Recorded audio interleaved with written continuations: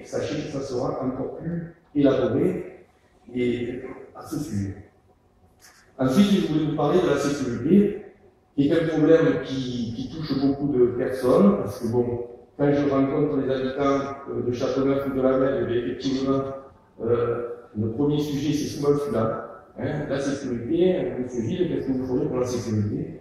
Eh bien, écoutez, nous allons réorganiser les services de police.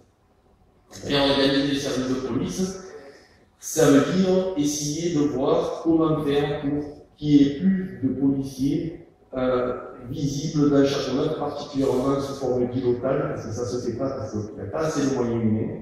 Aujourd'hui, on est dans un système de 3-8 qui prend beaucoup de personnel, parce que les 3-8, ça donne aussi beaucoup de jours de récupération.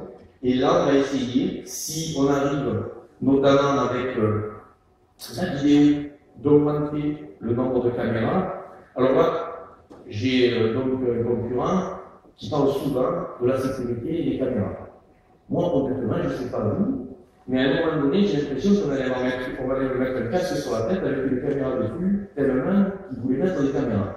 Donc, moi, écoutez, je vais rajouter des caméras, mais je vais le faire, en tout cas dans le bon sens, c'est le slogan de notre campagne, c'est-à-dire aux abords des écoles, parce que c'est plus facile, parce que c'est un lieu donc, qui est donc un lieu public où les autorisations sont plus faciles à avoir. Et bien entendu, nous allons faire en sorte de mettre aussi des caméras dans des lieux stratégiques, mais là qui est ouvert au public, sur la voie privée, et les autorisations sont très difficiles à obtenir. Donc en fait, comme je ne vais pas raser gratis et vous faire des tonnes de promesses qui n'aboutiraient pas, je vous dis, le dossier de la vidéosurveillance, c'est un dossier qui est compliqué. Nous allons l'élaborer avec des priorités et en priorisant le plus facile en amont pour ensuite travailler sur le plus difficile. Et si à un moment donné nous avons un quadrillage qui est suffisant, à ce moment-là, nous mettrons derrière donc, les écrans des employés qui sont autorisés à regarder les écrans, parce que là aussi c'est très compliqué pour avoir des employés autorisés à regarder. Et là, à ce moment-là, si le quadrillage est suffisant, nous essayerons par exemple, on imagine d'arrêter donc par exemple les rondes de nuit, mais en ayant quelqu'un derrière les caméras, travailler sur le flagrant délit et faire en sorte donc d'attraper les voleurs. Parce que bon, j'ai une personne qui m'a dit une phrase qui m'a un peu surpris, je vais vous la dire. Il m'a dit, on voit la police, mais jamais les voleurs.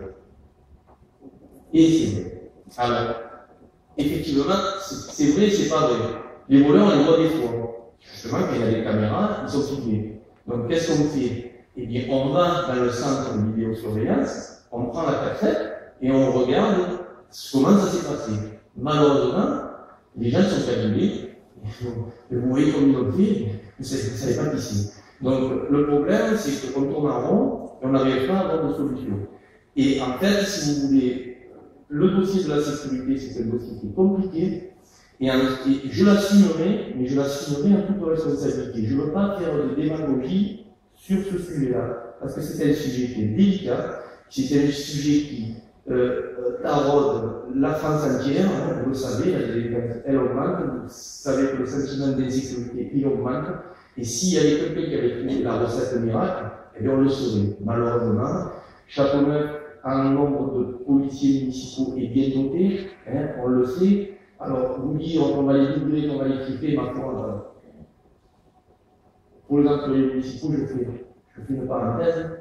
J'ai mangé avec le maire de Rognonas il y a plus de mois. Rognonas, c'est une commune qui est à côté d'Avignon, hôpital d'Avignon, vous voyez, il a cherché Roland pas loin, par Bantan, on avait été du nord du département.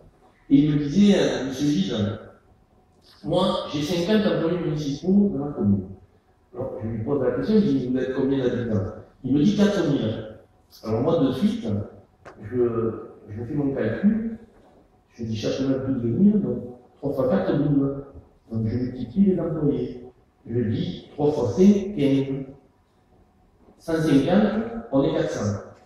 Donc, vous voyez un peu le delta. Je vous ai parlé tout à l'heure des frais de fonctionnement de la commune, hein, par rapport à son budget global. Vous avez vu ce que ça nous coûte. Alors, vous me direz-vous, mais alors qu'est-ce qu'on va faire de ces employés municipaux qui seraient soi-disant en trop éventuellement? Il n'est pas question de faire en sorte de baisser ce nombre, parce que ces gens-là sont là, ils ont été embauchés, et puis ils font le travail qu'on leur demande, et donc il faut les respecter, c'est tout à fait normal. Cependant, nous ferons en sorte d'essayer de réaménager, de redistribuer le travail autrement, pour que donc ça soit plus efficace sur la commune, et notamment nous essayerons aussi de revaloriser leur carrière, parce que souvent, on travaille, et bon, il n'y a pas trop d'objectifs de carrière. Moi, j'aimerais, notamment par rapport donc, aux salariés, j'y reviendrai plus tard, par rapport à l'urbanisation que nous avons eue ces derniers temps et que vous n'avez pas encore vu la totalité sortir de terre. Nous allons avoir environ 3000 habitants de plus. Il va falloir donc apporter des solutions en termes de crèches, de gardes, etc. Et donc, nous pouvons imaginer que certains employés, nous fassions donc, nous leur donnons l'opportunité de se former pour qu'ils aient des diplômes d'État qui puissent donc être revalorisés. Bien entendu, ils feront un travail qui sera plus intéressant et en même temps, ils auront un salaire plus intéressant. Donc, dans le management salarié, ce que nous voulons, c'est pas, disons, dénigrer ces forces vives, parce que, figurez-vous, je suis chef d'entreprise et je sais avant tout que pour y arriver, il faut aussi avoir des salariés derrière soi, et comme ça on avance. Maintenant, si on commence à dénigrer les gens, malheureusement ça ne marche pas. Donc il faut du respect, que le respect des entendu soit mutuel, y compris avec les habitants, parce que quelque part, aujourd'hui je ne suis pas maire, je suis simplement comme vous un habitant, et je paye comme vous les impôts, et quelque part donc nous devons avoir aussi un certain respect par rapport donc à notre donc contribution. Voilà. Ensuite, je continue sur la sécurité. Nous mettrons deux agents de police municipale sur l'annexe de la MED, au niveau de la mairie annexe, pour en fait faire en sorte que la MED soit dotée de personnel sur place en permanence. Nous aurons un suivi de la délinquance effective et un suivi aussi sur le sentiment d'insécurité. Parce que dans le lieu vivre de Châteauneuf, je n'ai pas envie, si vous voulez, de vous dire qu'à Châteauneuf, tout est beau, parce que je suis là, je suis arrivé, on est les meilleurs, et donc tout va bien. Je vous dirai la vérité. Pourquoi? Parce que quelque part, si cette vérité, elle n'est pas bonne à un instant T, eh bien, on aura la prise de conscience de faire mieux. Par contre, si on passe le coup et on attend les chiffres officiels, etc., ben, vous comprenez comme ça marche, ça avance pas. Vous avez les personnes, les habitants qui se sentent donc dans une certaine insécurité, et vous avez le maire qui vous dit mais tout va bien. Donc, si ça va pas, on vous le dira. Si ça va bien, on vous le dira aussi. Mais en tout cas, on aura donc c'était à notre esprit de faire en sorte de bien donc apporter une information claire et juste. Nous ferons aussi appel à vous en créant des groupes de voisins vigilants qui permettront donc par quartier d'apporter donc des informations à un personnel qui sera adapté. C'est-à-dire que les voisins vigilants seront des personnes qui auront des téléphones directs avec l'opérationnel et où il y aura une réaction immédiate. Et cela va nous permettre justement d'apporter plus de sécurité et donc d'essayer de tordre le cou à la phrase que je vous ai dit tout à l'heure, donc l'habitant m'a fait écho.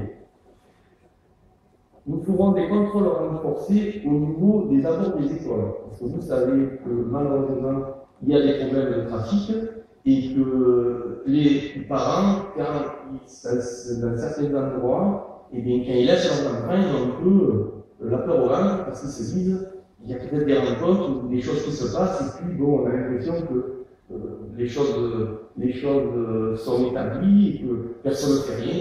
mais écoutez-nous, mais nous mettrons dans la présence pour justement que ces choses-là ne se passent pas, ou en tout cas qu'ils soient le plus loin de chez nous possible. Hein, en tout cas, parce que bon, malheureusement, on ne peut pas tout arrêter, mais on s'en préoccupera. Les zones retirées de la commune, à l'abri des regards, seront cartographiées et des patrouilles seront programmées. Hein, vous connaissez Châteauneuf, c'est un territoire qui est fragmenté, il y a de tout et de rien. Hein, vous avez des quartiers qui sont sympas, mais dès que vous sortez d'un côté ou de l'autre de la commune, vous trouvez un petit peu des mauvaises langues, mais tout ça, ça sera traité, vous verrez dans le même territoire, mais en tout cas, quand ce n'est pas traité, ils seront surveillés pour que, en fait, eh bien, la délinquance se déplace un peu ailleurs et quitte notre territoire. Hein, parce que le plus important, c'est chez nous. Donc, si ça se règle partout, tant mieux, mais en tout cas, on va démarrer par chez nous, on va faire les choses bien, et ça, pour nous, c'est important. Alors, faire les choses bien, c'est quoi?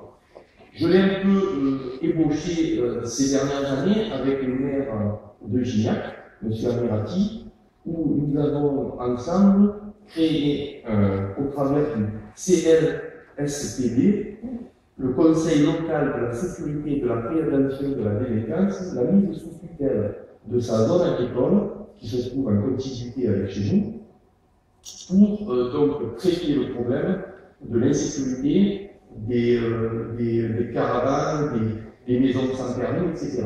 Sachez que ça apporte ses fruits. J'ai eu une réunion avec le procureur de la République, Mme Mouyal, il y a un peu plus d'un an. Dernièrement, c'était le 10 septembre, en sous-préfecture 10, où donc là c'était particulier à Châteauneuf, c'est suite à l'incendie des 65 hectares hein, que vous avez vu cet été. Voilà, je vous la dire de mots, c'est le plus gros feu de l'été du département. Il s'est passé à Châteauneuf. Donc sur ce coup-là, quand c'est le plus gros feu, il se dépasse le préfet de Réunion. Ce qui s'est fait, avec donc, le sous-préfet M. Barre, ils se sont retrouvés sur le terrain avec notre maire, et je peux vous dire qu'il a passé un mauvais quart d'heure, parce que le préfet de région ne comprenait rien. Il avait une carte d'état-major, que les pompiers ont aussi. Il y avait quelques maisons sur la carte, et quand il est arrivé au lieu de l'incendie, il a vu des lotissements de maisons sans permis, de tout et de rien. Des bouteilles de gaz, des bouteilles d'acétylène, des gens qui ont failli débouler dans leur caravane, etc. Et donc, le préfet de région a demandé au maire, mais c'est quoi ce truc-là? Eh bien, à part baisser la tête, c'est tout ce qu'il a pu faire. Et donc, suite à ça, il y a eu cette fameuse réunion où la SAFER a été conviée et où donc le maire a essayé de donner quelques explications. Alors, je vous en sors une comme ça. C'est sur les procès-verbaux d'insertion. Monsieur le maire dit à Mme Mouyal, procureur de la République, j'ai dressé 100 procès-verbaux, l'État n'a jamais rien fait. Alors, j'étais pas loin du procureur, il y avait le procureur, Éric Bissès, le maire de Marignane, et moi. Donc, du coup, vous pouvez regarder sa feuille, elle ouvre sa feuille, et en fait, elle avait que 20 procès-verbaux qui lui étaient arrivés. Les autres, elle ne les a jamais vus. Donc, entre 100 et 20, il y a une sacrée différence.